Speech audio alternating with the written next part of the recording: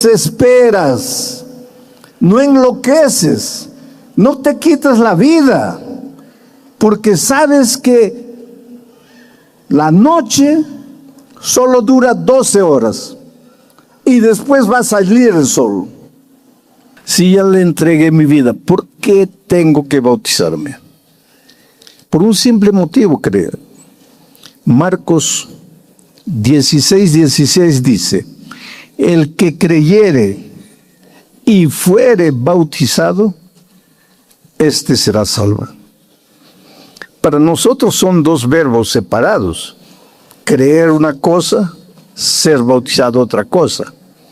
En español es así: el que creyere y fuere bautizado. Pero la Biblia no fue escrita en español. Marcos no hablaba español. Cuando Marcos escribió en el idioma griego. Y en el idioma griego, este texto no dice el que creyere y fuere bautizado.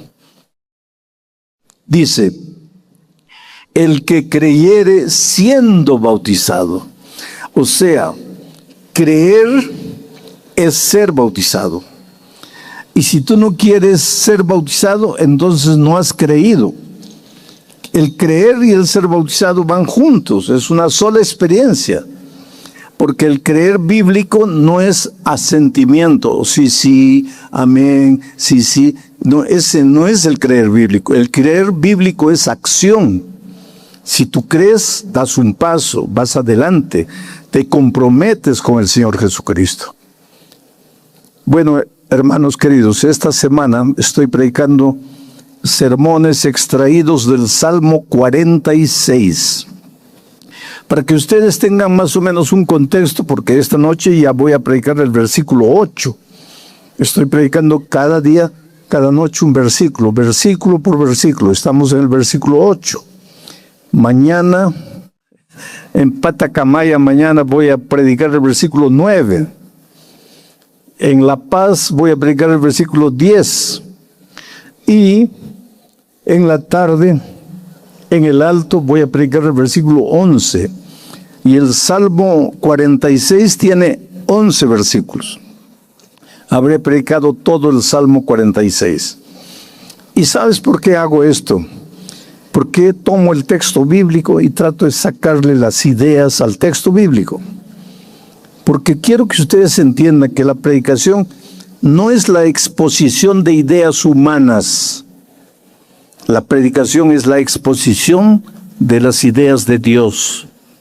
Y las ideas de Dios, por inspiración divina, están en la Sagrada Escritura. Entonces, esta noche, ¿quién les va a hablar? No soy yo.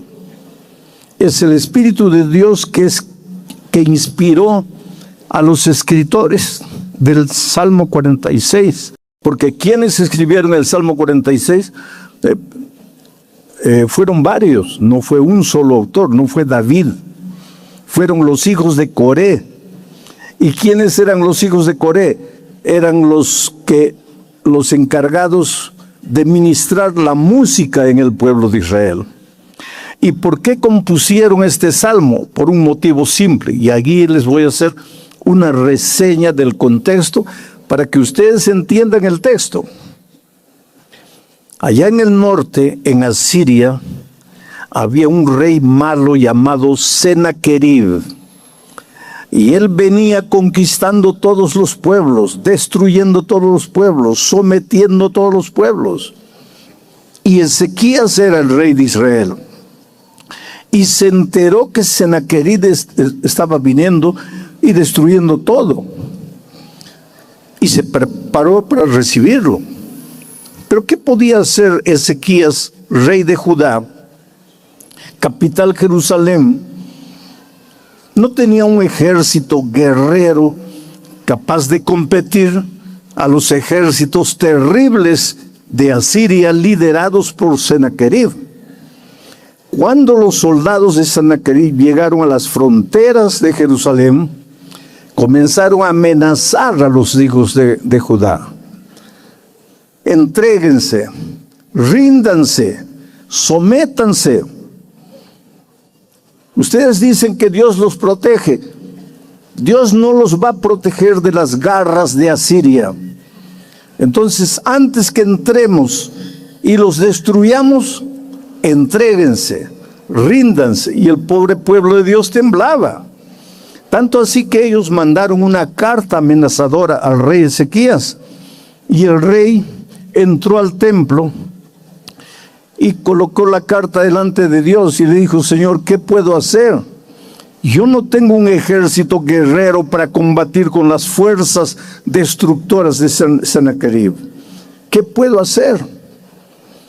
Entonces, en ese contexto, el pueblo de Jerusalén sitiado, cercado, los ejércitos de Sennacherib rodeando, el pueblo con miedo de ser destruido. En ese contexto, los hijos de Coré escribieron el Salmo 46. Entonces vamos a traer ahora de la historia, vamos a salir y vamos a venir a hoy. Hoy somos el pueblo de Dios, porque buscamos a Dios, porque clamamos a Dios, porque oramos a Dios, porque cantamos a Dios, porque desde las 2 de la tarde la gente está sentada esperando escuchar la palabra de Dios.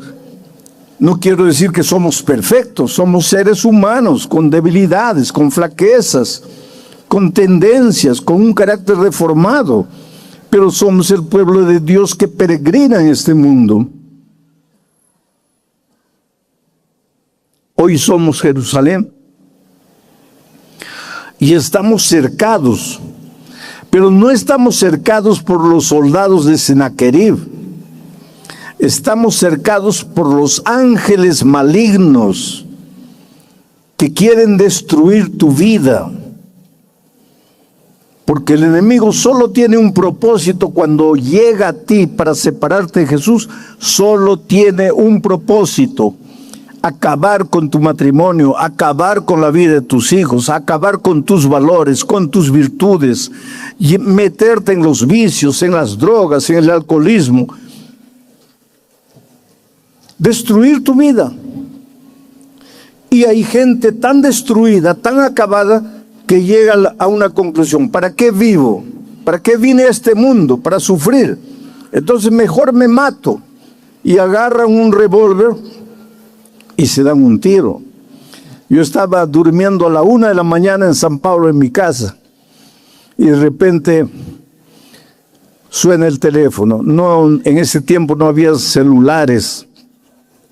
Suena el teléfono, yo agarro y una voz ronca me dice: usted es la última persona con quien hablo, porque cuando descuelgue el teléfono me voy a matar. Yo, que estaba todo soñoliento, 1 de la mañana, me desperté de vez y le pregunto: pero ¿quién eres? No interesa quién soy, pero espera un poco, ¿por qué te vas a matar? Y ¿sabes lo que me dijo? Porque la vida que vivo no es vida. Esta vida es un infierno, prefiero morir. Ahora, esa expresión es interesante. Él dijo: porque la vida que vivo no es vida. Pero si estaba hablando conmigo, estaba vivo. Si había colocado una moneda en el teléfono público para hablar conmigo, estaba vivo. Pero él decía: esta vida no es vida. ¿Y sabes por qué? Porque la vida sin Cristo no es vida. La vida sin Cristo es un vacío, es una desesperación. Ahora me vas a decir: ¿quiere decir que si yo le entrego mi vida a Cristo, no voy a tener más problemas en esta tierra? No, querido. La Biblia nunca ha prometido que si le entregas tu vida a Jesús, tus problemas se acaban en la tierra. Jamás. Pero entonces, ¿cuál es la ventaja de entregarle la vida a Cristo?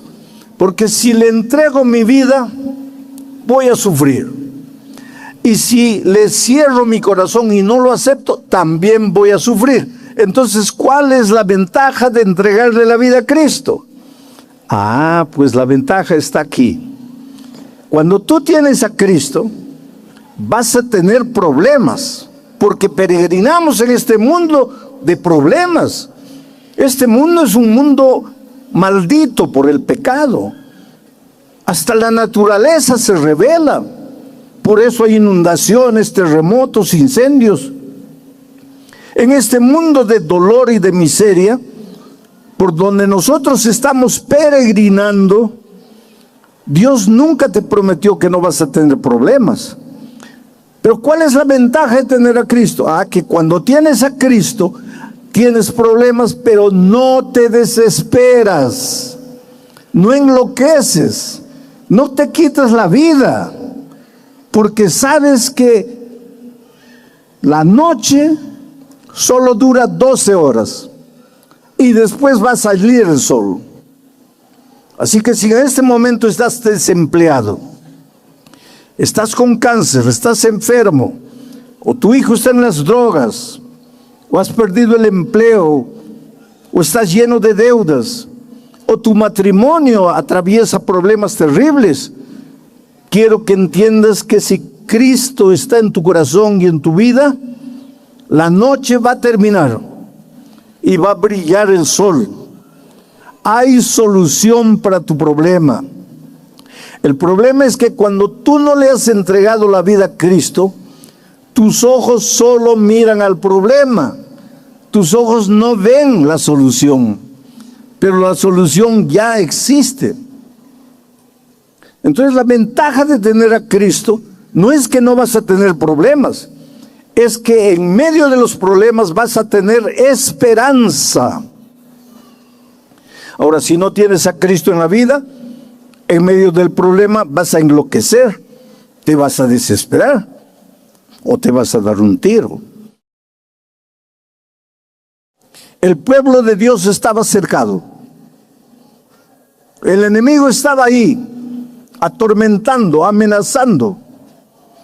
En esas circunstancias, los hijos de Coré escriben el Salmo 46. Y ahora sí vamos al texto para hoy.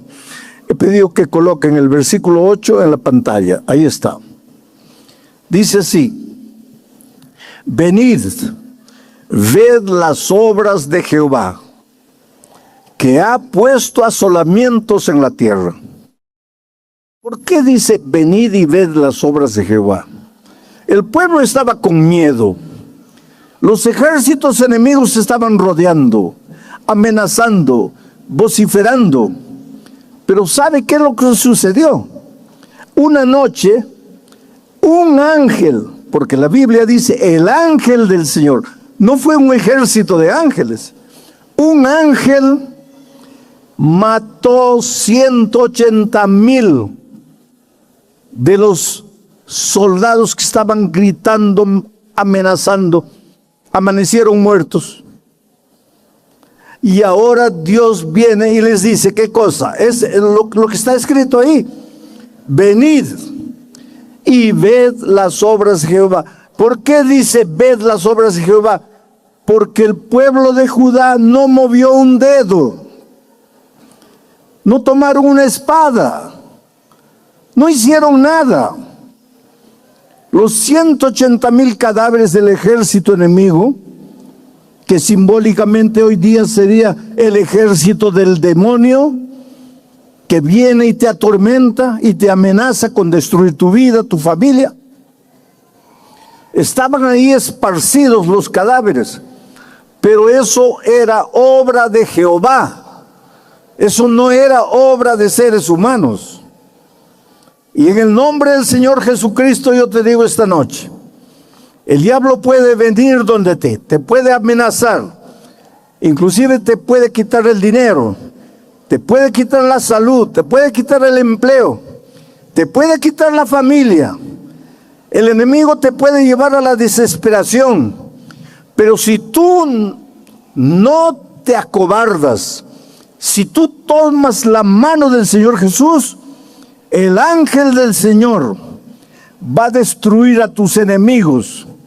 Llámense tus enemigos desempleo, pobreza, injusticia, violencia, traición, vicio, vicios que te amarran, que te esclavizan, que no te dejan ser feliz. El ángel del Señor va a luchar por ti. Y entonces vas a leer el versículo 8 con otro sentido. Venid y ved las obras de Jehová. Tú no moverás un dedo, porque todo será obra de Jehová. Y el siguiente párrafo dice, ¿cuáles son esas obras de Jehová? Que ha puesto asolamientos en la tierra. ¿Qué cosa es asolamiento? Es que la noche anterior 180,000 soldados armados estaban amenazando. Ríndanse, entréguense, ustedes están perdidos, no nos van a resistir. Y el pueblo de Dios temblando, pero con fe en el Señor de los ejércitos.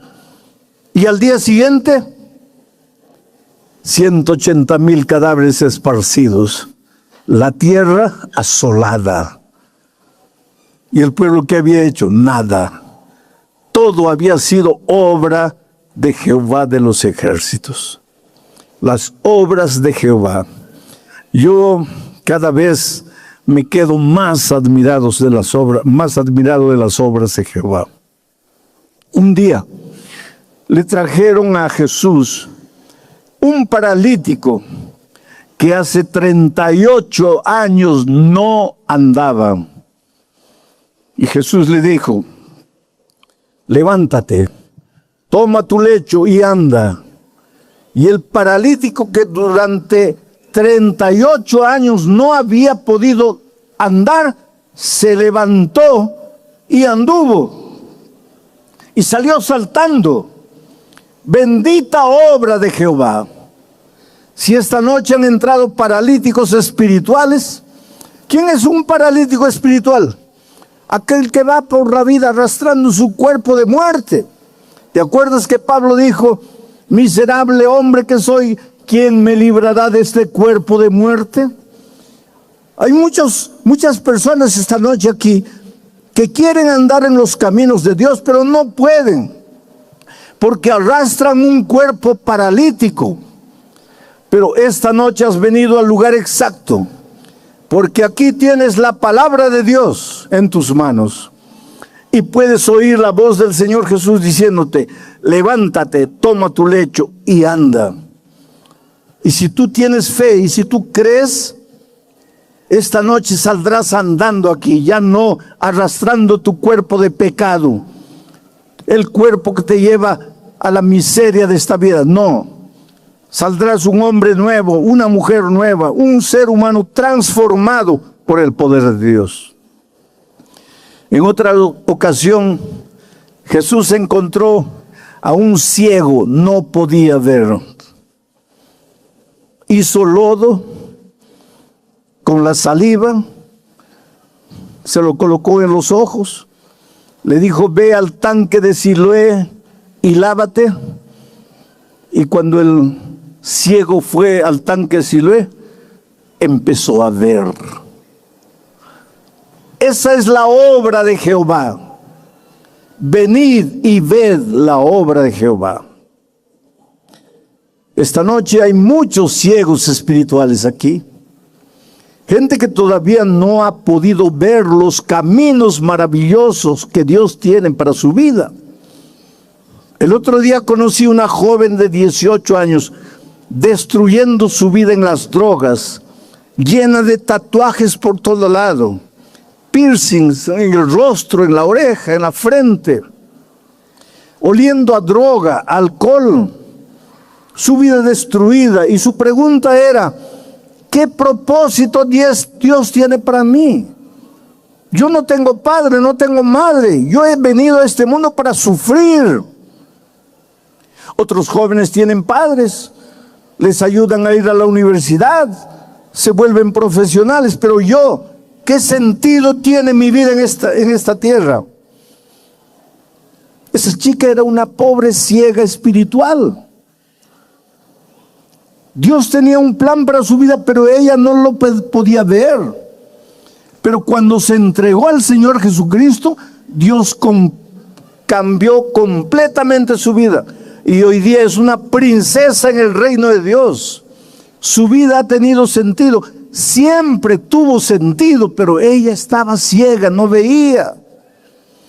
Si en algún momento de la vida tú has pensado, que Dios no te ama, que Dios te abandonó, que Dios te dejó solo en esta tierra, que todas las puertas se cerraron, que no hay oportunidades para ti, que no tienes dinero para estudiar, que eres un fracaso en la vida. No, no eres un fracaso en la vida. Lo que pasa es que tus ojos están cerrados. No ves las maravillas que Dios tiene para ti. Entonces esta noche, una de las obras del Señor puede ser abrirte los ojos para que veas cuál es el plan que Dios tiene para tu vida. En otra ocasión, Jesús encontró a un hombre que estaba muerto hace 4 días. Ya olía mal. Ya estaba en estado de descomposición. Y Jesús dijo: Lázaro, sal. Y el cadáver, que ya estaba podrido, se levantó y salió. El otro día una señora me dice: pastor, estoy casada con mi esposo hace 35 años. Nuestros hijos ya son adultos, ya están casados, ya tenemos nietos. Pero entre mi esposo y yo solo hay indiferencia, silencio. Mi matrimonio está muerto hace mucho tiempo. Ya no hay solución para mi matrimonio. Estaré predicando esta noche para alguien que siente que su matrimonio acabó. No te has separado por la presión social, por la presión religiosa, por la presión familiar, pero tú sientes que tu hogar está destruido, está muerto. Yo te pregunto, ¿hace cuántos años? ¿1 año, 18 años, 20 años? ¿Ya tu matrimonio está en estado de descomposición simbólicamente? Has venido al lugar correcto, porque aquí vas a escuchar la palabra de Jesús que te va a decir: levántate, sal para afuera, y tú vas a ver cómo tu matrimonio se va a restaurar. Esas son las obras benditas de Jehová. Pero querido, todo esto que estoy diciendo hasta aquí es maravilloso. Ahora, lo que tú tal vez no has percibido es lo más importante de este texto. Dice: venid y ved. Las obras de Jehová ya están listas.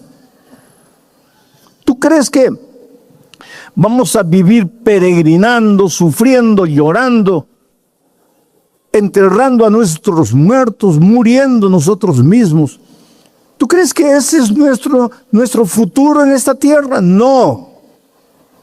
El Señor Jesucristo, antes de irse, dijo a sus discípulos: yo me voy para preparar un lugar para ustedes, y vendré y os tomaré conmigo para que viváis conmigo allá en el reino de los cielos. Nuestro futuro es glorioso, querido. Tú no estás condenado a vegetar y morir y acabar en este mundo, en esta tierra. Estamos de paso, somos peregrinos. Nuestro verdadero hogar está en el reino de los cielos. La mesa ya está preparada. Mira lo que dice el Salmo 23:5. Voy a colocar. ¿Dónde está el Salmo 23:5? Mis amigos están mirando el celular. Muy bien. Mira lo que dice David en otro salmo. Le dice a Dios: aderezas, o sea, preparas una mesa delante de mí, en presencia de mis angustiadores. Quiere decir, los enemigos, los ángeles malignos te están cercando, queriendo destruirte, diciendo que no vales, que eres un pecador miserable, que no tienes derecho al amor de Dios. Ahí están tus angustiadores. Pero mientras tus angustiadores te quieren destruir, Dios está preparando una mesa para ti. Unges mi cabeza con aceite, el símbolo del Espíritu Santo. Mi copa está rebosando. Esa expresión, mi copa está rebosando, es mi corazón está rebosando de alegría, de felicidad. ¿Y dónde están tus enemigos? ¿Dónde están tus angustiadores? Impotentes. Ya no te pueden tocar porque has llegado a la casa del Padre. Ahora vuelvan al texto anterior, 46:8. Miren lo que dice. Venid y ved. Ahora escucha bien lo que te voy a decir esta noche. La casa ya está lista.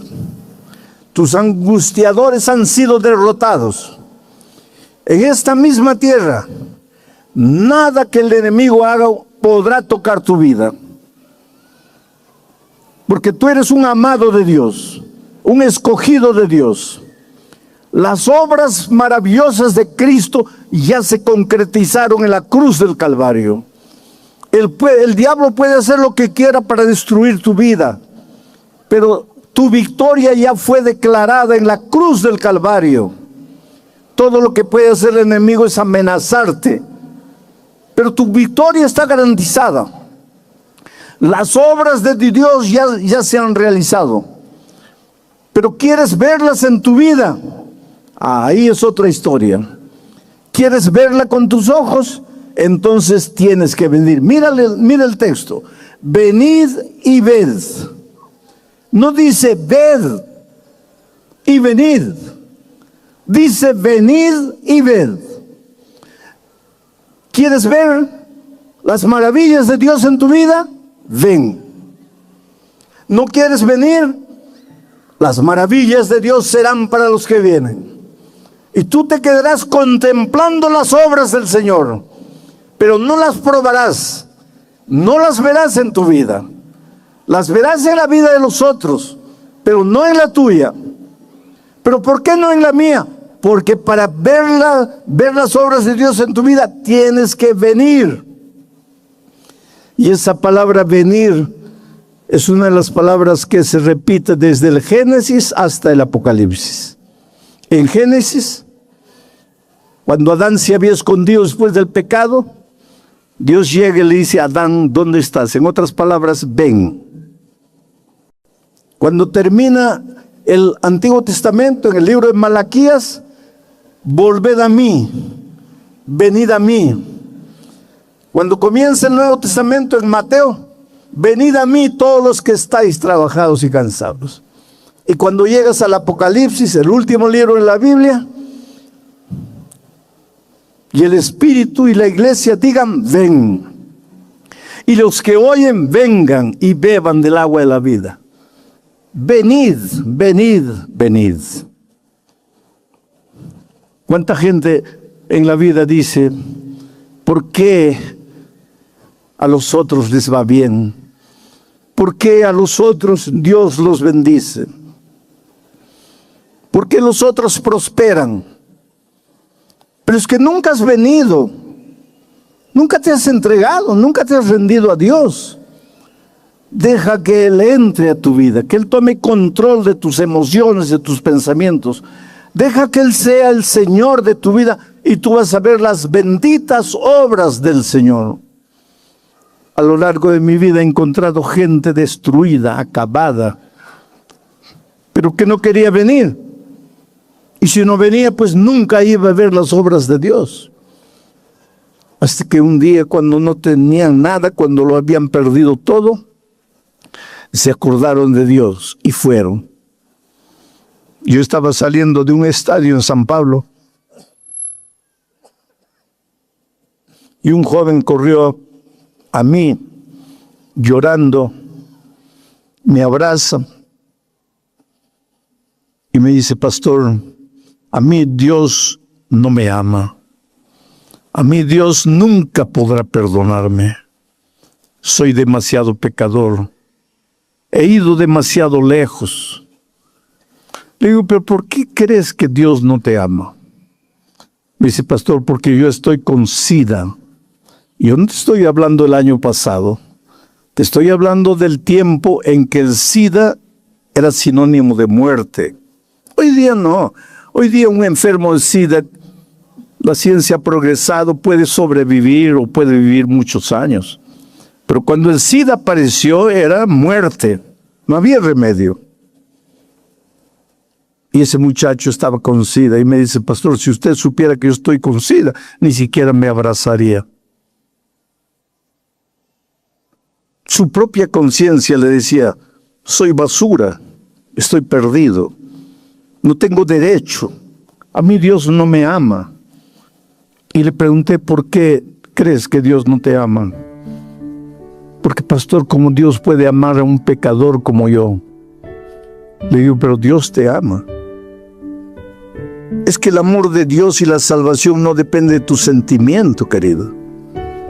El diablo es astuto, te hace pecar, y una vez que te hace pecar, te hace sentir que para ti no hay perdón.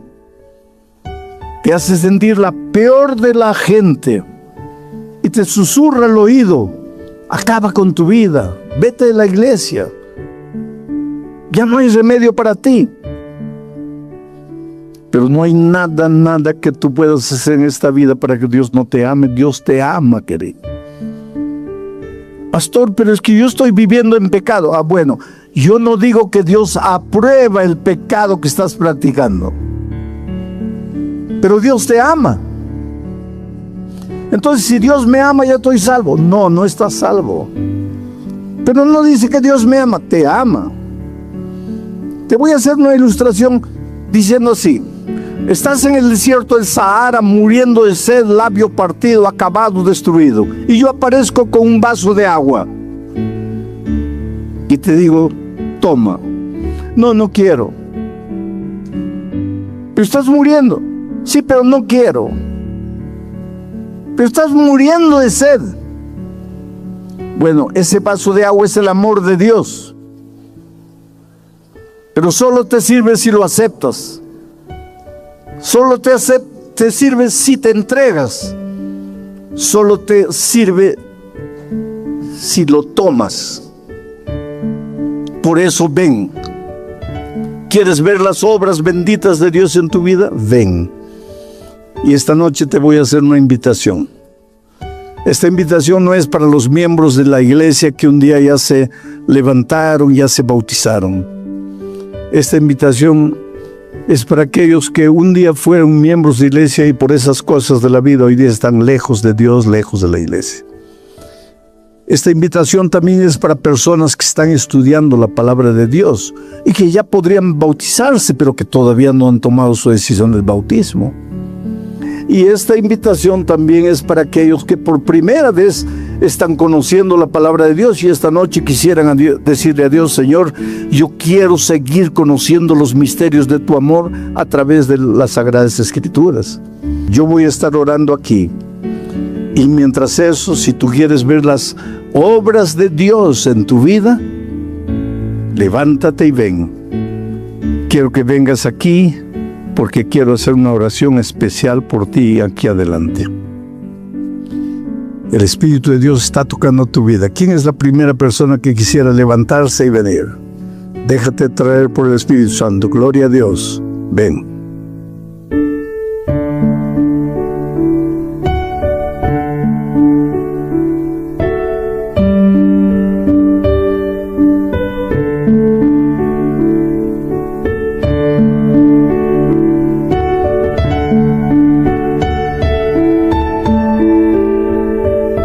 Ha decidido entrar al apostolado por su propia cuenta, sino que había sido llamado por Dios y él solo había aceptado ese llamado divino. Te digo una cosa, la única manera de ser feliz en el ministerio, y yo diría en cualquier ramo de la vida, es tener la convicción de que estás ahí porque Dios te colocó ahí. Pero la seguridad de Pablo no provenía de sus talentos, provenía de su llamado. Su vida tenía un propósito establecido por Dios. Una de las mayores tragedias de nuestro tiempo es vivir sin propósito. Muchos saben dónde trabajan, pero no saben para qué viven. El cristiano, en cambio, sabe que su vida tiene sentido porque Dios tiene un propósito para ella. ¿Ya oíste alguna vez hablar de un violín viejo que fue subastado por pocos dólares porque parecía inútil? Sin embargo, antes de que fuera subastado, un músico famoso lo tomó en sus manos, afinó las cuerdas, ejecutó una hermosa melodía y entonces instantáneamente el valor del violín aumentó escandalosamente. Percibe que el instrumento era el mismo. Lo que cambió la situación fue el hecho de que un gran músico lo tomó en sus manos. Pues así ocurre con nosotros cuando Dios dirige nuestra vida. Sin Cristo no somos nada. Somos un violín viejo, pero en las manos de Cristo, ahí pasamos a valer mucho. Bueno, Pablo fue llamado a ser apóstol. Pero tal vez nosotros no seamos llamados a cruzar continentes, así como Pablo. Y sin embargo, todos somos llamados a reflejar a Cristo donde estamos, en el vecindario donde vivimos o en el lugar donde trabajamos. Ahora, tú puedes hacerte una pregunta, pero ¿cómo puedo yo saber si fui llamado o para qué fui llamado? Pues querido, tú nunca vas a saber para qué fuiste llamado en esta vida si no abres la palabra de Dios. Porque al abrir la Biblia tú te encuentras con Dios y al encontrarte con Dios Él abre tus ojos y entonces percibes por qué estás en este mundo. Tú no eres casualidad, tú no eres fruto del acaso. Si estás vivo es porque Dios tiene un plan para ti. ¿Te acuerdas del propio Pablo? Cuando no tenía a Cristo, que andaba persiguiendo cristianos, no era feliz, no tenía paz. Pero cuando se encontró con Cristo, su vida cobró sentido. Ahora dice, fui llamado. Ahora dice, en esta vida yo tengo un propósito. Bueno, ahora vamos a la segunda parte bajo el subtítulo de Atenas a Corinto.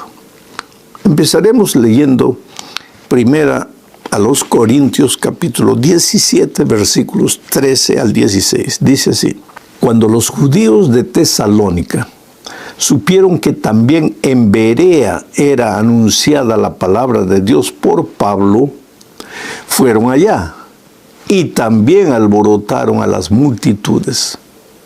Pero inmediatamente los hermanos enviaron a Pablo que fuese hacia el mar, y Silas y Timoteo se quedaron allí, en Berea, ¿no?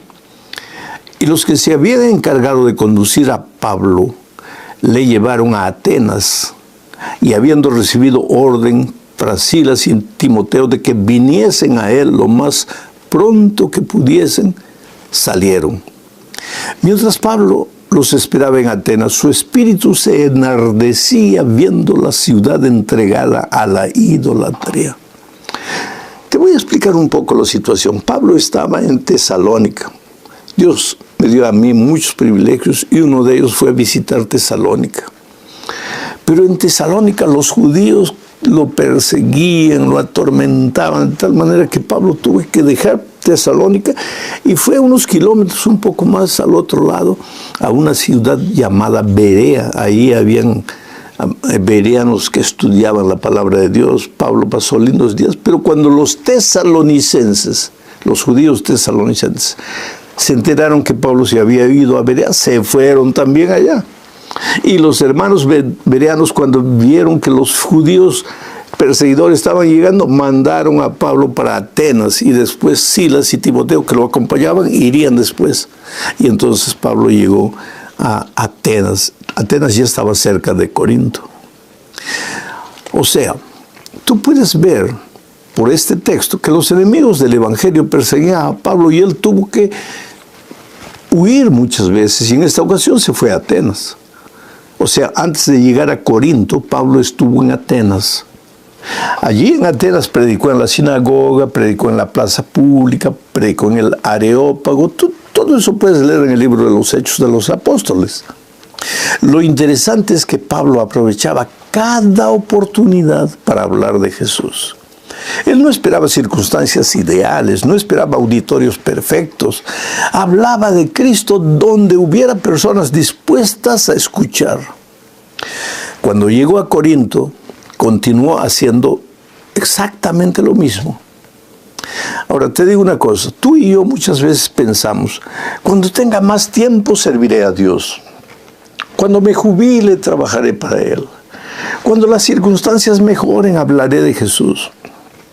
Oh, querido, Pablo no enseñaba cuando aparecía la mejor oportunidad. La lección de él es que el mejor momento para servir a Dios es hoy. Piensa, por ejemplo, en un agricultor. El agricultor sabe que la cosecha depende de sembrar en el momento adecuado. Si espera condiciones perfectas, nunca va a sembrar.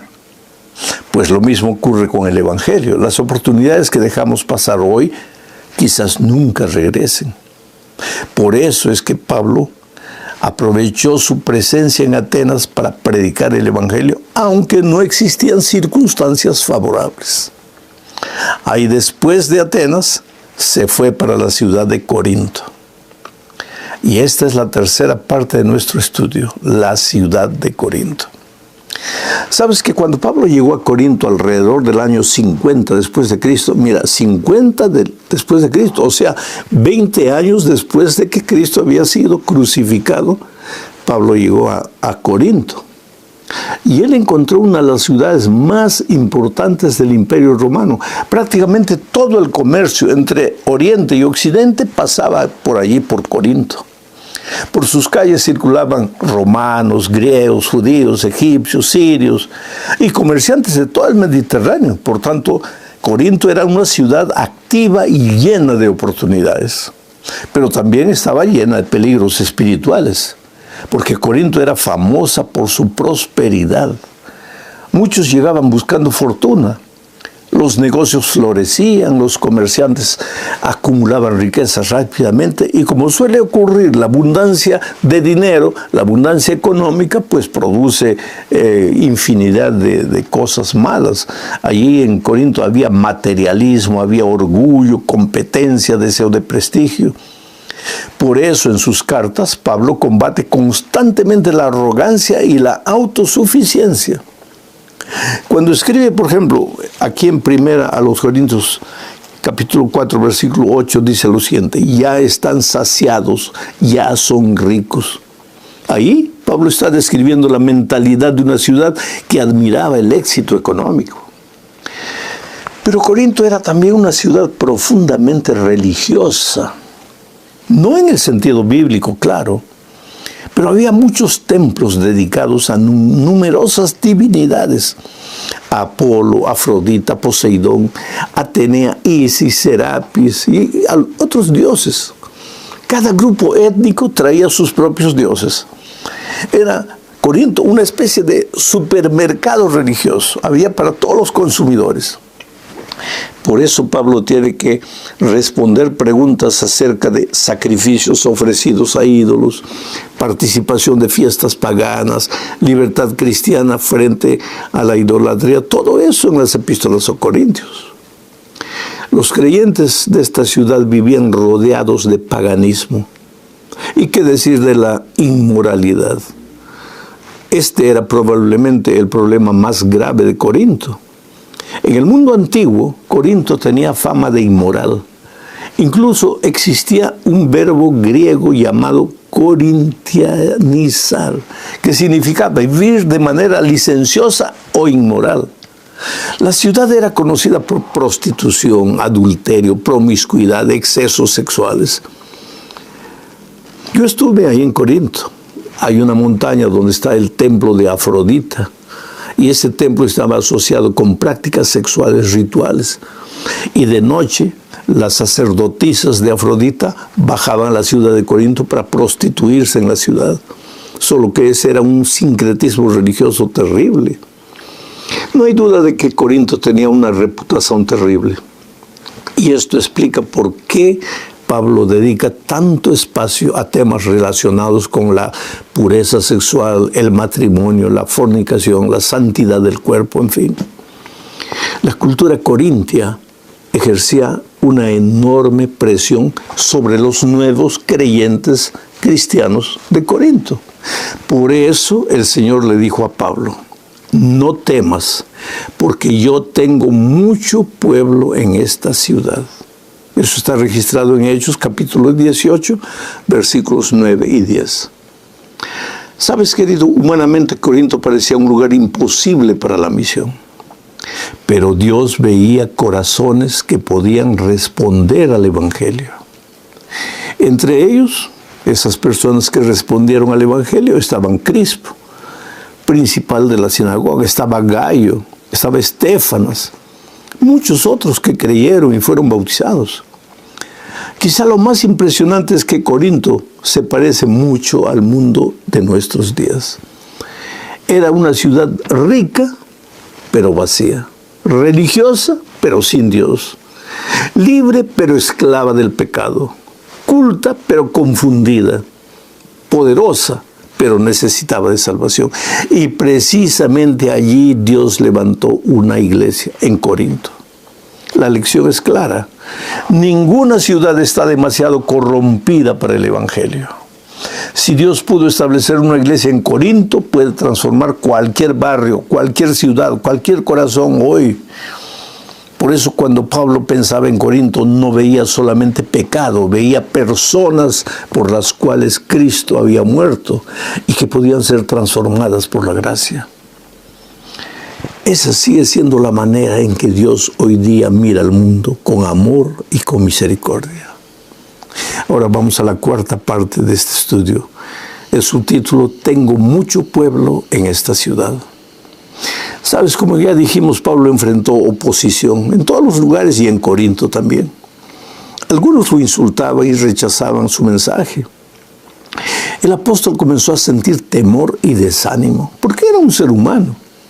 Entonces Jesús le habló diciendo lo que encontramos aquí en 1 Corintios capítulo 18, versículos 9 y 10. Dice así: Entonces el Señor dijo a Pablo en visión de noche: No temas, sino habla y no calles, porque yo estoy contigo, y ninguno pondrá sobre ti la mano para hacerte mal, porque yo tengo mucho pueblo en esta ciudad. Oh, querido, estas palabras cambiaron todo. Dios le mostró a Pablo que todavía había corazones preparados para recibir el Evangelio en una ciudad tan pecaminosa como Corinto. A veces también nosotros nos desanimamos, ¿sabes? Predicamos, oramos, invitamos y parece que nada sucede, nada cambia, nadie quiere. Pero Dios sigue diciendo: tengo mucho pueblo en esta ciudad. Sí, querido, hay personas que todavía buscan la verdad. Hay vecinos, amigos, familiares que Dios está preparando. Nuestra tarea es sembrar. La cosecha pertenece al Señor. Se cuenta la historia de un misionero que trabajó 7 años sin ver un solo bautismo. Qué lugar difícil. Muchos pensaban que había fracasado, pero en el 8º año comenzó un movimiento espiritual que terminó alcanzando a miles de personas. Dios estaba trabajando, aunque nadie lo veía. Así son siempre las cosas con Dios. Y ahora vamos a la última parte de este estudio, bajo el subtítulo: Las cartas de Pablo a los Corintios. ¿Sabes? Pablo estaba en Efeso cuando escribió Primera a los Corintios. La familia de Cloé acudió a él con el informe de que las cosas no estaban demasiado bien en Corinto. Entonces, en Primera a los Corintios capítulo 1 al 6, Pablo aborda los problemas planteados por Cloé con relación a Corintios, que eran facciones dentro de la iglesia, la inmoralidad sexual entrando a la iglesia, los pleitos, la prostitución. Pablo también recibió una carta con preguntas específicas. En 1 Corintios 7:1 está eso. Su respuesta entonces se extiende hasta el capítulo 7 y va más para adelante. Las preguntas estaban relacionadas con el matrimonio, el divorcio, el celibato, los alimentos sacrificados a los ídolos, la conducta de los creyentes en el culto, el uso de los dones espirituales y una comprensión incorrecta de la resurrección. La iglesia de Corinto era muy problemática e inmadura. Quizás tu iglesia local tenga muchos problemas, pero la de Corinto probablemente era peor. Como puedes ver, Pablo escribió porque la iglesia enfrentaba numerosos problemas. Había divisiones, había inmoralidad, conflictos, orgullo, mal uso de los dones espirituales, en fin, una serie de problemas espirituales. Sin embargo, Pablo no abandonó la iglesia, la corrigió con amor. Y esto nos enseña una gran lección. La iglesia nunca ha sido perfecta, ¿sabes? Ni en tiempos de Pablo, ni en los tiempos de Lutero, ni en nuestros días. Ni en 1844, cuando el movimiento adventista comenzó. La esperanza de la iglesia no está en el buen comportamiento de sus miembros. La esperanza está en Cristo. A pesar de eso, es interesante notar que Pablo no escribió su carta para destruir a la iglesia, sino para restaurarla. Los problemas no deben alejarnos de Cristo, deben llevarnos a buscarlo más. Bueno, mi amado, al terminar esta lección encontramos 3 enseñanzas fundamentales. Dios tiene un llamado para cada creyente. Pablo lo entendió y dedicó toda su vida a cumplirlo. Segundo lugar, ningún lugar está demasiado lejos del alcance del Evangelio. Corinto parecía imposible, pero Dios tenía ahí un pueblo. Y tercero, Cristo sigue sosteniendo a su iglesia. Aunque existan luchas, divisiones, dificultades, Jesús continúa guiando a su pueblo. Quizás hoy te sientas como Pablo en Corinto, cansado, preocupado, desanimado o enfrentando oposición, pero la promesa sigue siendo la misma.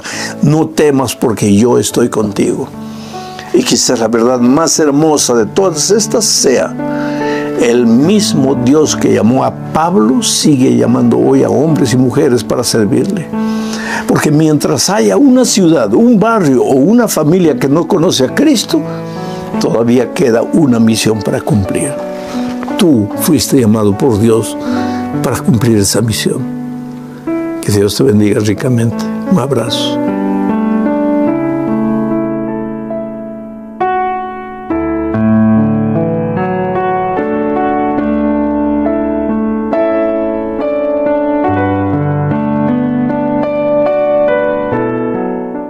Apocalipsis capítulo 3.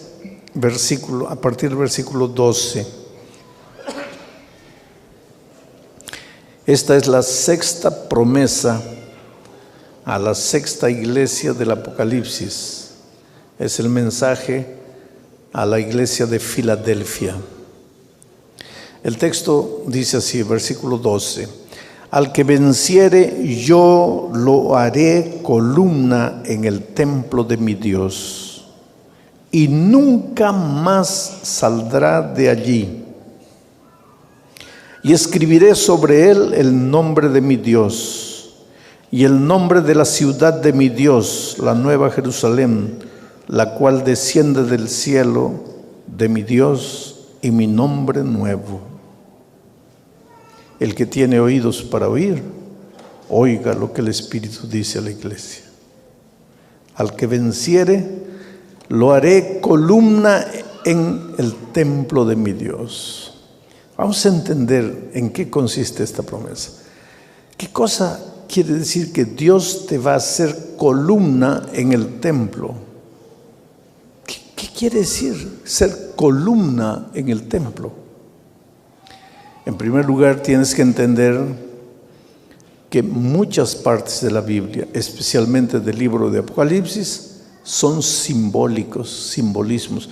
Cuando tú ves una palabra, tienes que tratar de entender lo que esa palabra significa. Pero no tienes que tratar de explicar tú, sino de buscar la explicación en la palabra de Dios, porque la propia palabra de Dios explica. A veces los seres humanos estamos dándoles explicaciones humanas a los textos bíblicos y ahí nos metemos en problemas. Pero hay un principio de hermenéutica. Hermenéutica es la ciencia de la interpretación bíblica.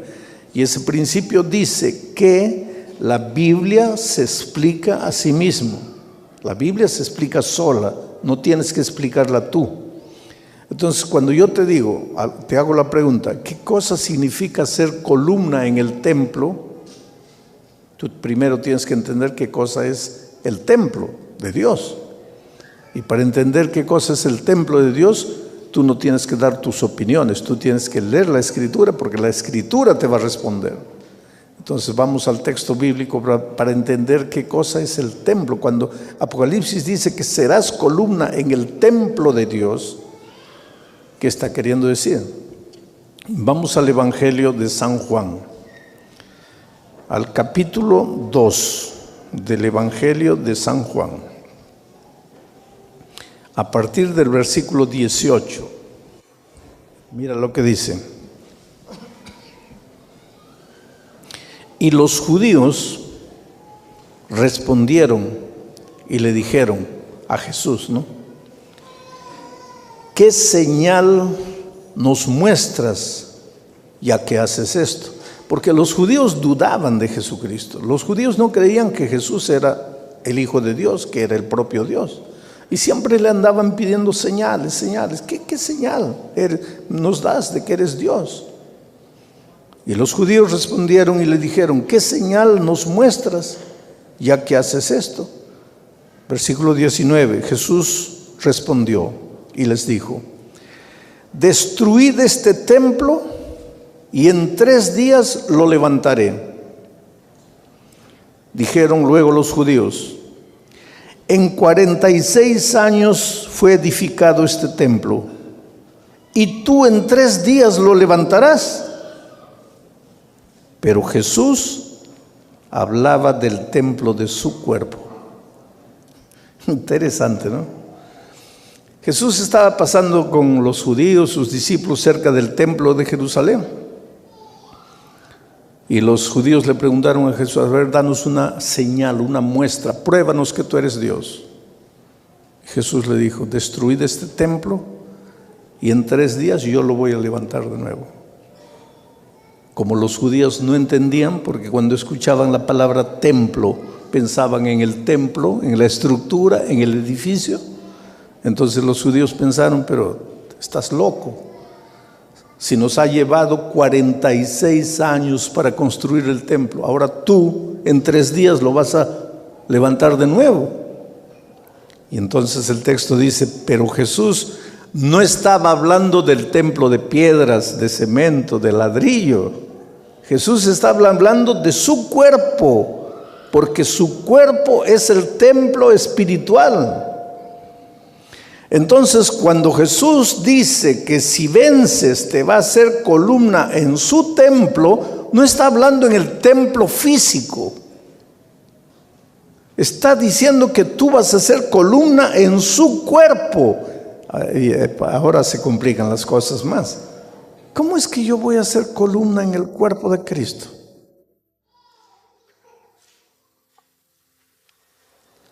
Vuelvo a repetir, deja que la Biblia explique, porque la Biblia explica todo. No trates de tú dar tus ideas particulares, humanas, deja que la Biblia explique. Y entonces ahora vamos al texto bíblico de Primera a los Corintios capítulo 12. Y vamos a leer a partir del versículo 12 y dice así, porque así como el cuerpo es uno y tiene muchos miembros, pero todos los miembros del cuerpo, siendo muchos, son un solo cuerpo, así también Cristo. Porque por un solo espíritu fuimos todos bautizados en un cuerpo, sean judíos o griegos, sean esclavos o libres, y yo diría sean guatemaltecos o hondureños o salvadoreños o mexicanos o cubanos o brasileños o alemanes o americanos. Trata de entender lo que Pablo está diciendo aquí. Pablo dice así, la iglesia es como un cuerpo. La iglesia Es como el cuerpo espiritual de Cristo. Y así como un cuerpo tiene ojos, tiene oídos, tiene manos, tiene pies, tiene riñones, tiene hígado. El cuerpo tiene muchos miembros, pero todos los miembros son un solo cuerpo. Así también es con Cristo, con el cuerpo espiritual de Cristo, con su iglesia. Su iglesia es el cuerpo, el símbolo del cuerpo de Cristo. Y así como un cuerpo físico tiene muchos miembros, la iglesia espiritual también tiene muchos miembros. Ahí está un miembro, ahí está otro miembro, ahí está otro miembro. Ahí está. Cada uno de nosotros somos un miembro del cuerpo de Cristo, del templo de Cristo. Y es interesante, ¿qué miembro del cuerpo de Cristo eres tú? Riñón, corazón, pulmón, hígado. Es interesante esta figura, porque en el cuerpo de Cristo a veces los miembros que más aparecen son los que menos trabajan. Y los que más trabajan a veces nunca aparecen. Y eso es así en la vida también. ¿Alguna vez tú has visto una muchacha andando con la foto de su riñón? ¿Ah? Mira mi riñón. ¿No? Pero has visto a una muchacha andando con la foto de sus ojos. Mira mis ojos, azules, bonitos, verdes. Ahora yo te hago una pregunta. ¿Un cuerpo puede vivir sin ojos? ¿Puede vivir sin ojos? ¿Y sin riñón puede vivir? ¿Qué es más importante en el cuerpo, los ojos o el riñón? Pero nadie anda con la foto de su riñón. Todos andan con la foto de sus ojos. ¿Qué está queriendo decir esto? Que a veces en la iglesia los que más aparecen no son los más indispensables. Y a veces los más indispensables nunca aparecen. Cuando tú entras a la iglesia tienes que tener conciencia de eso. Por ejemplo, en esta campaña evangelística, ¿quiénes están trabajando? Mira, ¿quién levantó esos focos con las lámparas? ¿Quién está atrás de las cámaras? ¿Quién está en los computadores? ¿Quién controla el sonido? ¿Quién limpió la iglesia? ¿Quién colocó las flores? ¿Ah? ¿Quién visita a las personas en las casas para estudiar la Biblia con ustedes? No soy yo. Yo no hago nada de eso. Yo salgo del hotel, vengo aquí y estoy 1 hora aquí, todos ustedes mirándome. Y termina y me vuelvo al hotel. No trabajé nada. Y las cámaras me están agarrando, mi rostro está yendo para todo el mundo. Y el hermano que cargó la lámpara, el hermano que colocó la flor, el hermano que barrió el piso, ¿por qué no mandan el rostro de él para todo el mundo? Es que así es la vida, así es la vida. Y en la iglesia de Dios también son las cosas a veces así. Nunca te sientas insignificante en la iglesia de Dios. Nunca te sientas, no, yo no soy nada, yo no soy nadie, a mí nadie me saluda, a mí nadie me da importancia. No, nunca. Porque una vez yo estaba hablando justamente del cuerpo de Cristo en el Brasil y dije, cada uno de ustedes es un miembro. ¿Quién eres tú? ¿El brazo derecho? ¿La mano derecha? ¿Cuál de los dedos de la mano derecha? Cada uno es un miembro. Hay una viejita levantó la mano y dice, pastor, ¿yo qué seré? Yo seré un pelito. Como diciendo, yo no soy nada. Un pelito, ¿qué es un pelito? Un pelito, querido. Cada mañana cuando yo me veo en el espejo, veo la importancia de un pelito. Entonces nunca digas yo soy un pelito, yo no soy nadie. Tú puedes ser un pelito, sí, pero eres importante. Cada uno tiene su lugar en la iglesia de Dios. Unos hablan, otros no hablan. Pero es que el que habla es boca. El que no habla es pie. ¿Cómo la boca vendría aquí a hablar si el pie no hubiera querido venir? Pues entonces el cuerpo funciona así. Todos los miembros, cada uno desde su punto de vista, desde su esquina, trabaja, colabora, y ahí el cuerpo funciona. Tú eres miembro del cuerpo. Tú eres columna. ¿Para qué sirve la columna? Porque en la columna se sostiene toda la estructura. Tú eres columna del templo de Dios. Pero para eso, mira lo que tienes que hacer. Ahí vamos a volver a leer el texto de 1 Corintios 12. Porque así como el cuerpo es uno y tiene muchos miembros, pero todos los miembros del cuerpo, siendo muchos, son un solo cuerpo, así también es Cristo. Porque por un solo espíritu fuimos todos bautizados en el cuerpo de Cristo. La única puerta de entrada para ser columna en el templo de Dios es el bautismo.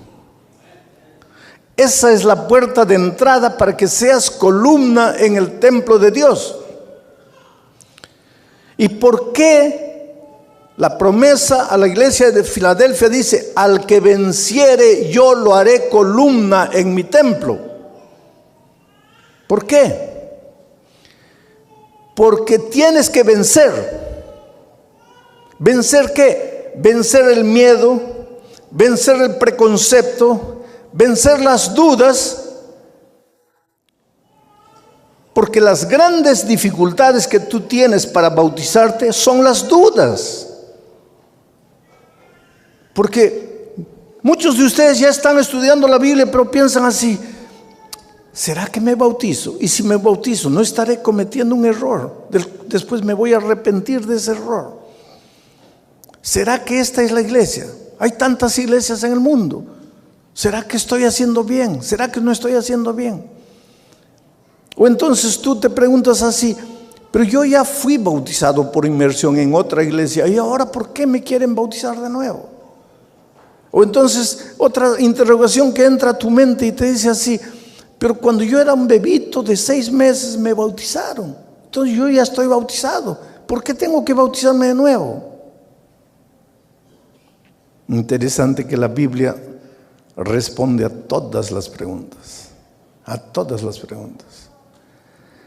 Y la Biblia presenta las características de un bautismo auténtico, verdadero. Y te voy a mencionar algunas características.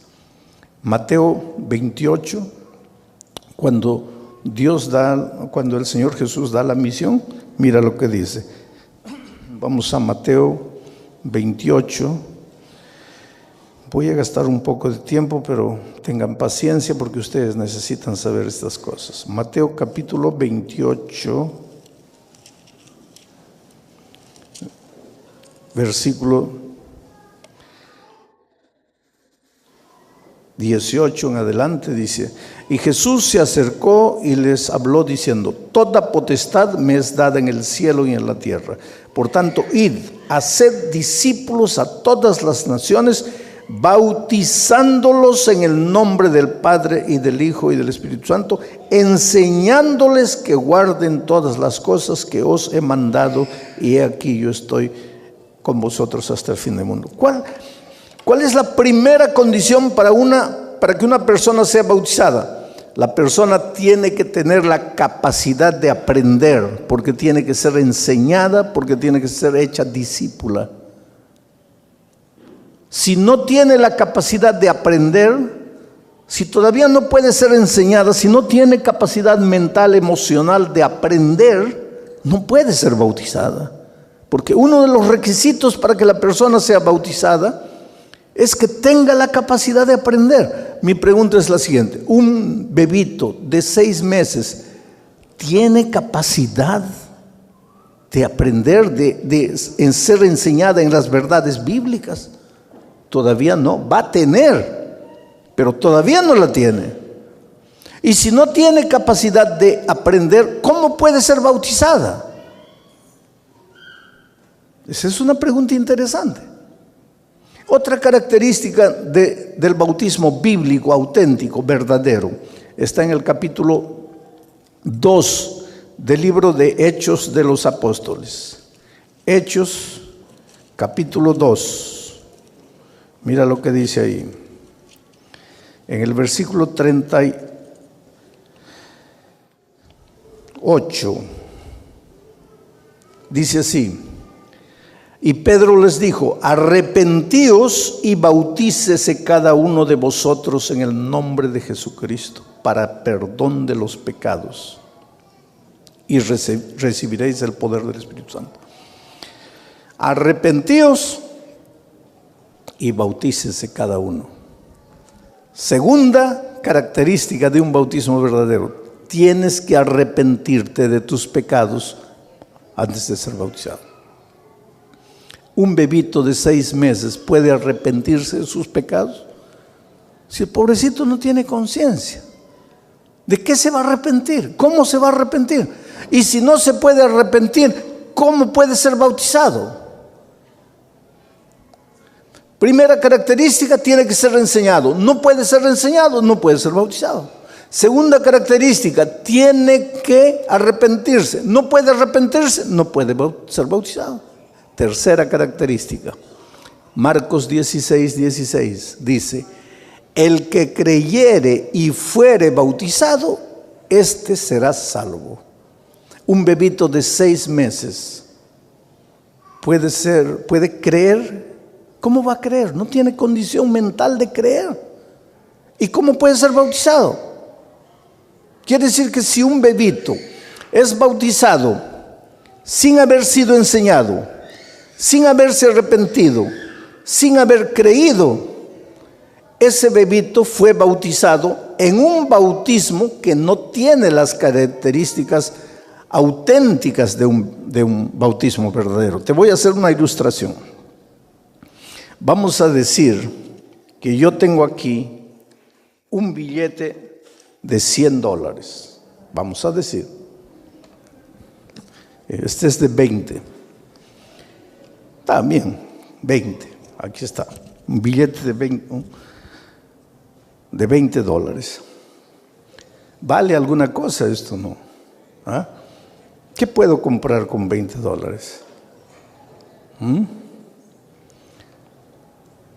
¿Vale alguna cosa? Vamos a decir que no tengo nada que comer, estoy muriendo de hambre, no tengo amigos, no conozco a nadie. ¿Me valdría $20 para alguna cosa? Sí, muy bien. Entonces tengo que guardarlo porque es precioso esto. Me va a salvar de muchas cosas. Lo guardo con mucho cariño aquí. No, mejor aquí, cerca del corazón, el lugar más precioso, ahí, guardadito. Ahí un día vengo a una reunión como esta y alguien dice: mire, les voy a dar las características de un billete verdadero, porque hay mucho billete falso. Les voy a dar las características de un billete verdadero. Primera característica: si pasas el dedo por el papel no es fino, el papel es medio asperito.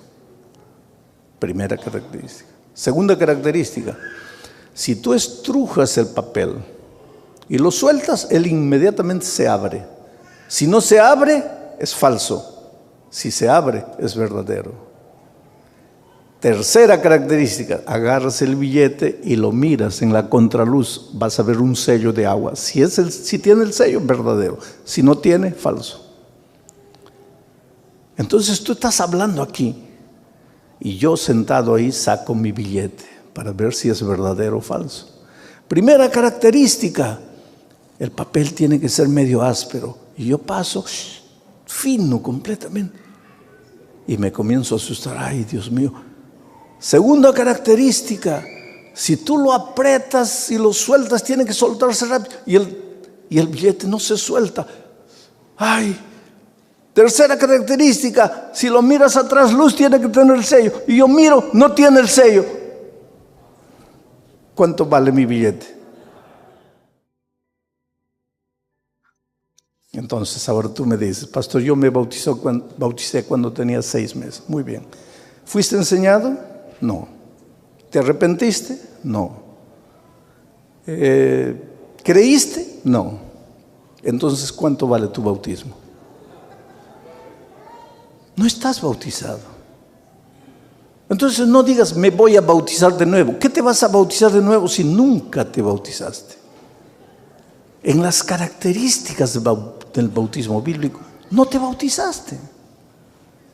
Pero ahora viene Pablo y dice, yo te haré columna, viene el ángel a la iglesia de Filadelfia y le dice, yo te haré columna en el templo de mi Dios. Vas a ser un miembro del cuerpo de Cristo. Vas a formar parte del templo espiritual de Dios, pero para eso tienes que entrar al tanque del bautismo, porque es a través del bautismo que se entra al templo de Dios. Y para eso tienes que vencer. ¿Vencer qué? Tu preconcepto. Porque ahora comienza el miedo. Ay, pero si yo me bautizo, mi pobre mamá que ya murió, ¿cómo se va a sentir la pobrecita si ella me bautizó a los 6 meses? ¿Tú te das cuenta de lo que tienes que vencer? Vas a tener que vencer. Por eso dice, al que venciere yo lo haré columna en mi templo, porque tienes que vencer temores, preconceptos y muchas cosas. Ahora, hay personas que se han bautizado con un conocimiento parcial del Evangelio. Ya conocían la Biblia, ya conocían la gracia maravillosa de Cristo y se bautizaron por inmersión. Pero después descubrieron otras verdades de la Biblia. Otras verdades de la Biblia. Entonces yo te voy a leer aquí lo que dice. ¿Se me cayó? Bueno, gracias. Hechos capítulo 19. Pablo llegó a Efeso y encontró gente que ya se había bautizado. Ya había sido bautizada por inmersión en el agua, pero había sido bautizada con un conocimiento parcial del Evangelio. Mira, la historia dice así. Aconteció que entre tanto que Apolos estaba en Corinto, Pablo, después de recorrer las regiones superiores, vino a Efeso y hallando a ciertos discípulos les dijo, ¿recibisteis el Espíritu Santo cuando creísteis? ¿Oísteis hablar del Espíritu Santo? ¿Sabéis lo que es el Espíritu Santo? Y ellos le dijeron, ni siquiera hemos oído si hay Espíritu Santo. O sea, ellos habían sido bautizados por inmersión, pero nunca habían escuchado el tema del Espíritu Santo. No sabían nada, no habían oído nada. Versículo 3. Entonces Pablo les dijo, ¿en qué pues fuisteis bautizados? Ellos dijeron, en el bautismo de Juan. Dijo Pablo, Juan bautizó con bautismo de arrepentimiento, diciendo al pueblo que creyesen en aquel que vendría después de él, esto es, en Jesús el Cristo. Cuando oyeron esto, ellos fueron bautizados de nuevo en el nombre del Señor Jesucristo. Aquí está una cosa interesante. Creyentes que ya se habían bautizado por inmersión, pero no habían conocido todas las verdades bíblicas. Y cuando Pablo llega y les dice, pero ustedes ya conocen el tema del Espíritu Santo, ellos dicen, ni siquiera hemos oído hablar de este tema, pero aquí está, mira, aquí está. Entonces, ¿cómo se bautizaron ustedes? Pues con el conocimiento que teníamos, que Juan nos enseñó. Y después que Pablo les explicó todas las verdades, ahora ellos se bautizaron de nuevo en el nombre del Señor Jesucristo.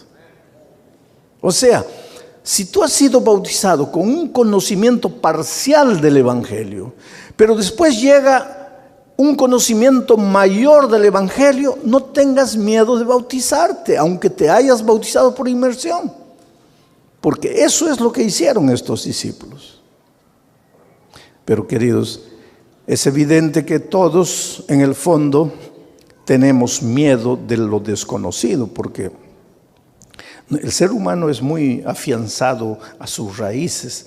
Entonces, bautizarse quiere decir salir de lo que conoces y pisar en lo que no conoces.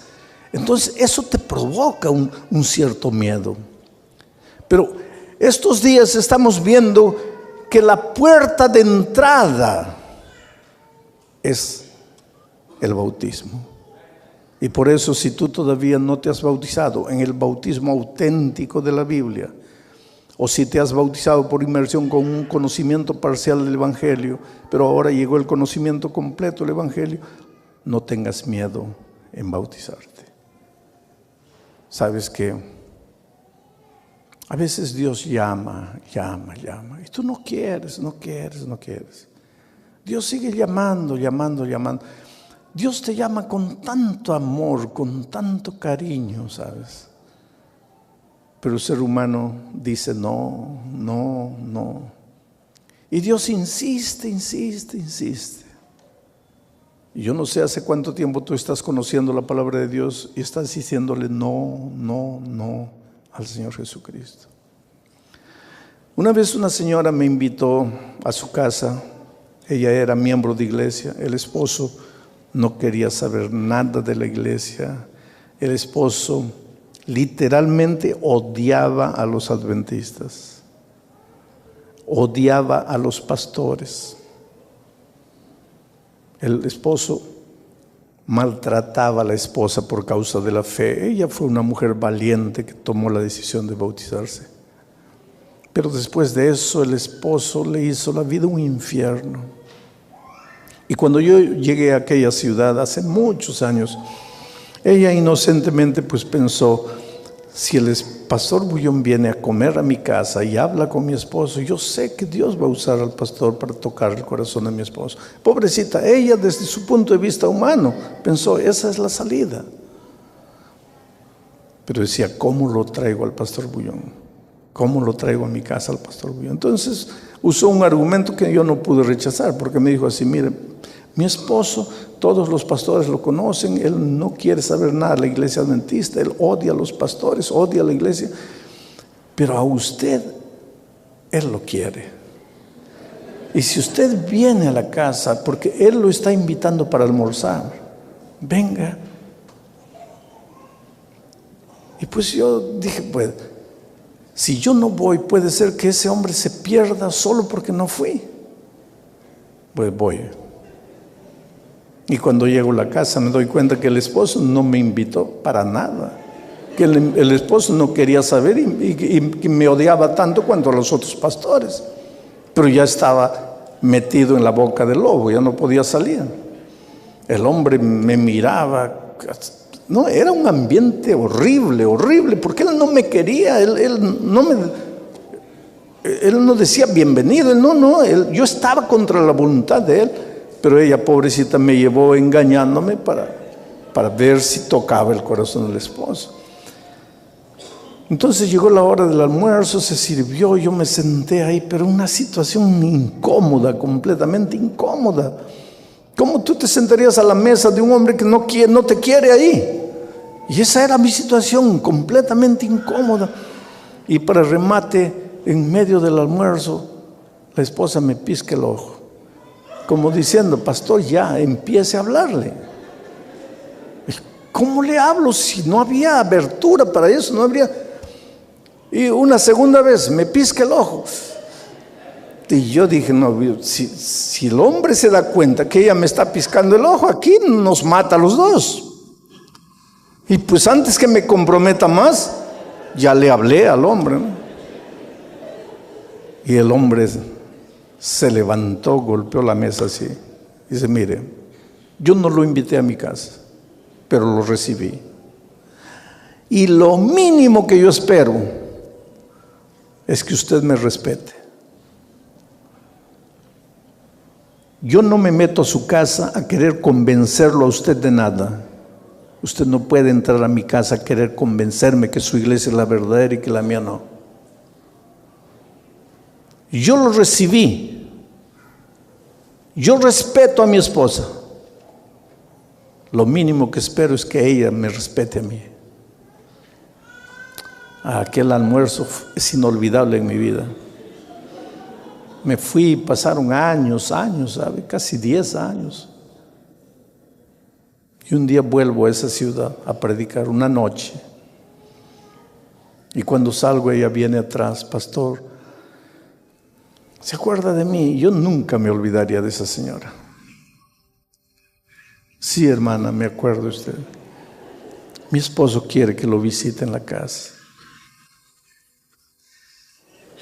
Yo le digo: mire, hermana, yo me acuerdo la última vez que él me invitó a su casa. No, pastor. Y ahí empezó a llorar. Y me dice: ahora sí, pastor. Él está bautizado, él es miembro de iglesia, solo que él no puede caminar. Y especialmente en el invierno, así en el frío, le duelen los huesos, él no puede. Él cuánto hubiera querido venir, porque él quiere pedirle perdón por lo que le hizo hace años. Yo le digo: pero hermana, ¿cómo finalmente él se bautizó? ¿Cómo? Me dice: pastor, es una historia dolorosa. Mi esposo no quería saber nada de Jesús, usted sabe, pero una noche, borracho, venía de una fiesta, ebrio, dirigiendo su carro, salió de la carretera. No murió, pero quedó 8 meses entre la vida y la muerte. En ese tiempo el socio de la empresa de él se apoderó de la empresa. Cuando él salió condenado a una silla de ruedas para el resto de la vida. Y se dio cuenta que había perdido la empresa, que el socio bandido se apoderó de la empresa. Para la recuperación de él tuvimos que vender propiedades, no tenemos nada, vivimos en una pequeña casa. Y un día, pastor, yo entré a la casa, lo encontré llorando. Le dije: ¿qué te pasa? Y él me dice: ¿tú crees que Jesús me aceptaría como estoy? Claro, ¿por qué no? Y él dice: no. Cuando yo tenía dinero, tenía una empresa, tenía vida, tenía salud, yo nunca quise. Ahora sin nada, enfermo, sin poder andar, ¿tú crees que Jesús me va a aceptar? Y ella lo abrazó y lo besó y le dijo: claro. ¿Quién te dijo a ti que Jesús estaba interesado en tu empresa, en tu dinero? Jesús te ama a ti. Y un día fue al tanque del bautismo, cargado por 4 diáconos, y lo hicieron entrar al tanque y fue bautizado. Yo me pregunto, él no podría haber venido andando con sus propios pies, así como tú cada noche te levantas y vienes.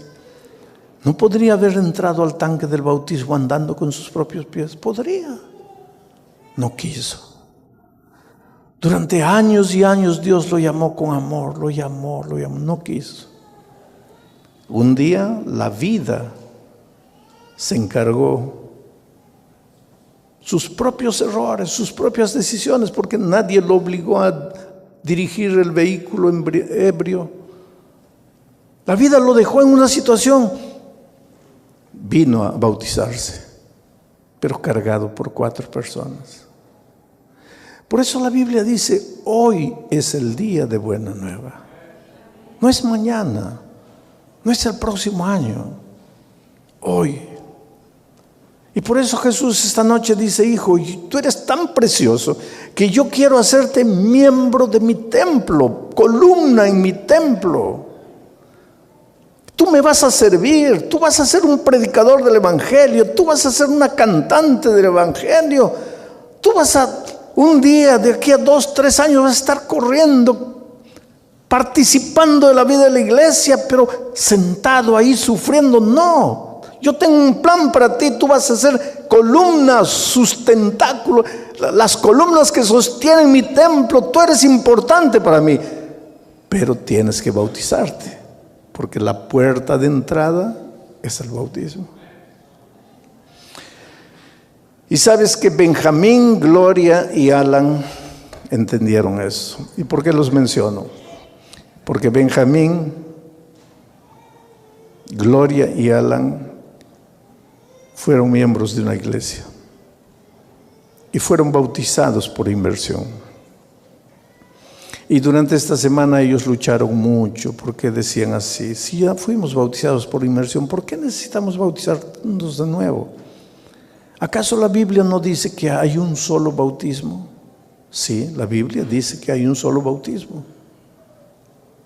El único bautismo auténtico, verdadero, en el que te bautizas cuando has cumplido todos los requisitos bíblicos. Y si te has bautizado sin cumplir los requisitos bíblicos, entonces no estás bautizado. Entonces no digas que te estás bautizando por segunda vez. Te estás bautizando por primera vez en tu vida. Y esta noche, pues, Benjamín entra al tanque del bautismo. Benjamín enseña la palabra de Dios. Él conoce la Biblia. Imagínate, yo hablando con él atrás le decía: ¿cómo vas a hacer una bendición para esta iglesia? ¿Cómo vas a predicar el evangelio ahora con una fuerza completa? Su esposa estaba animadísima, feliz de la vida. Y Alan, que ama mucho a sus padres, en la flor de la vida, en la juventud, también decidió unirse a sus padres en la ceremonia bautismal de esta noche. En este momento ellos están entrando: Benjamín, Gloria y Alan. Y si tú estás sufriendo en tu corazón, luchando para vencer el miedo, el preconcepto, el temor, la duda, yo estoy orando en tu corazón para que Dios haga maravillas en tu vida y tú formes parte de las columnas del templo y tú seas un miembro activo de iglesia y Dios haga maravillas a través de tu vida. Miren qué linda familia, ¿no? Qué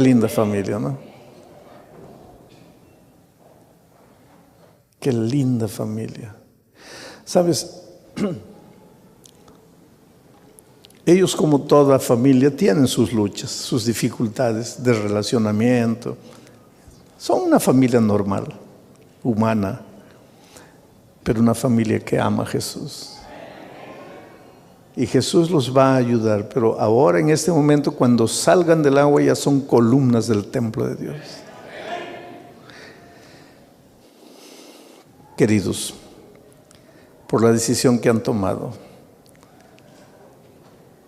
para que nuevamente ustedes sientan en su corazón la paz del Evangelio, de la gracia maravillosa de Cristo, para que caminen en caminos de victoria, de obediencia a la palabra de Dios, y para que sean columnas en el templo de Dios. El pastor Francisco, como ministro del Evangelio, los bautiza en nombre del Padre, del Hijo y del Espíritu Santo. Amén. Dense un abrazo ahí. Quiero que se den un abrazo así, muy bien, qué bonito, ¿no?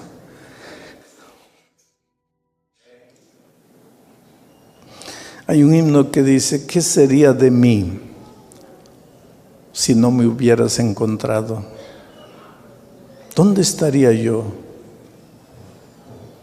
si no me hubieras buscado? Sería como un pájaro herido. Vagaría sin rumbo, sin dirección. Dios te encuentra en la vida como una piedra bruta, pero ve dentro de ti el diamante que existe. Y si tú le entregas la vida, Él te va lapidando, te va lapidando, te va lapidando. Y saca de ti el brillante, el diamante que nadie conoce. Entrégate a Jesús, ríndete a Jesús. El llamado de esta noche no es para todos.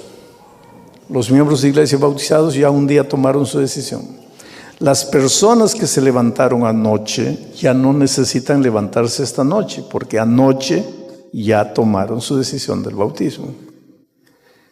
El llamado de esta noche es para los que quieren bautizarse, quieren prepararse para el bautismo, pero que no se han levantado anoche, porque no estuvieron o porque no pudieron, pero que esta noche sienten que quieren ser columnas en el templo de Dios. Voy a estar orando en mi corazón para que el Espíritu de Dios te traiga.